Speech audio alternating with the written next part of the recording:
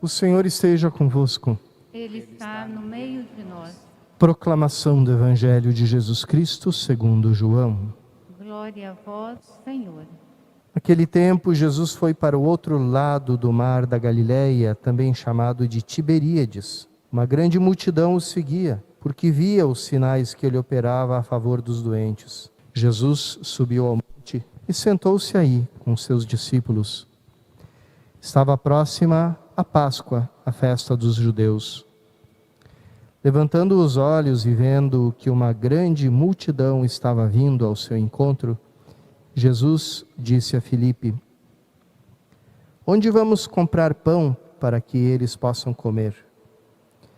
Disse isso para pô-lo à prova, pois ele mesmo sabia muito bem o que ia fazer. Filipe respondeu: Nem 200 moedas de prata bastariam para dar um pedaço de pão a cada um. Um dos discípulos, André, irmão de Simão Pedro, disse: Está aqui um menino com 5 pães de cevada e 2 peixes. Mas o que é isso para tanta gente? Jesus disse: Fazei sentar as pessoas. Havia muita relva naquele lugar, e lá se sentaram aproximadamente 5.000 homens. Jesus tomou os pães, deu graças, e distribuiu-os aos que estavam sentados, tanto quanto queriam. E fez o mesmo com os peixes. Quando todos ficaram satisfeitos, Jesus disse aos discípulos: Recolhei os pedaços que sobraram, para que nada se perca. Recolheram os pedaços e encheram 12 cestos com as sobras dos 5 pães deixadas pelos que haviam comido. Vendo o sinal que Jesus tinha realizado, aqueles homens exclamavam: Este é verdadeiramente o profeta, aquele que deve vir ao mundo. Mas quando notou que estavam querendo levá-lo para proclamá-lo rei, Jesus retirou-se de novo, sozinho, para o monte. Palavra da salvação. Glória a vós, Senhor.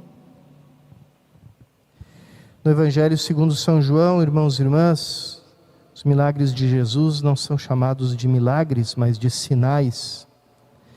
E não é por acaso que João não conta muitos deles, como os outros evangelistas, mas conta 7 sinais.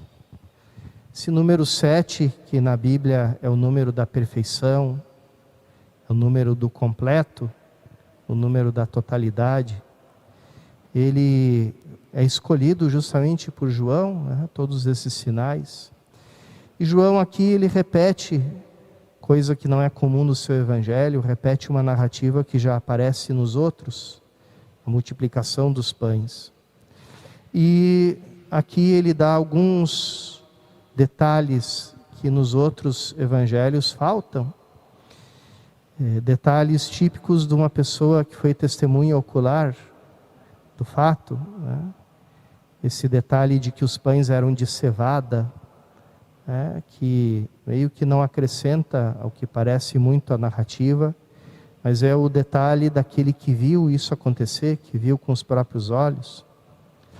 Depois, esse outro detalhe, estava próxima a Páscoa, a festa dos judeus. Quer dizer, o momento em que Jesus depois iria utilizar para oferecer o seu próprio corpo e o seu próprio sangue, né, na Eucaristia e na cruz. Então, aqui, cada detalhe desse evangelho, dessa narrativa de João, da multiplicação dos pães, ela tem muito significado. Jesus fala para Filipe, para colocar ele à prova, suscita a fé, provoca a fé, pergunta onde se compram pães para todas essas pessoas, né? E eles percebem claramente a insuficiência deles. Jesus manda eles cumprirem uma tarefa que é impossível. E mesmo assim, eles obedecem, seguindo a palavra de Jesus. E ele faz uma coisa que o ser humano não pode fazer por conta própria. Às vezes, a narrativa da multiplicação dos pães é tirada de contexto e começam outras narrativas, começam a usar de forma isolada aquela palavra que aparece nos outros evangelhos: dai-lhes vós mesmos de comer. E aqui muitos se aproveitam para dizer, somos nós mesmos, com as nossas próprias forças, que vamos inaugurar um reino de igualdade, onde tem pão para todos, etc, etc, por meio da nossa ação, da nossa força, da nossa violência, da nossa militância. E quando que em toda a narrativa da multiplicação, Jesus está apontando para um outro caminho. Ele está dizendo, por mais que vocês se esforcem, vocês não são capazes de alimentar essas pessoas todas. Porque a fome fundamental, que está no fundo de toda a fome, é a fome de Deus. E só quem pode saciar essa fome é aquele pão que desceu do céu, ou seja, o próprio Jesus Cristo. Então, é nele que se tem a vida. Quantas vezes a gente escuta um discurso no meio da igreja que fala de Jesus só como um personagem histórico que ficou no passado e deixou um bonito sonho, uma bonita utopia, um bonito projeto, mas que depois somos nós mesmos que temos que realizar com as nossas mãos. E aí Cristo deixa o centro, ele passa para o início e deixa o centro. E o centro passa a ser o reinado de Deus, o reino de Deus, ou os valores do reino. E aí tudo vira um compromisso humano, uma militância humana, a tentativa de saciar a multidão com apenas 5 pães e 2 peixes.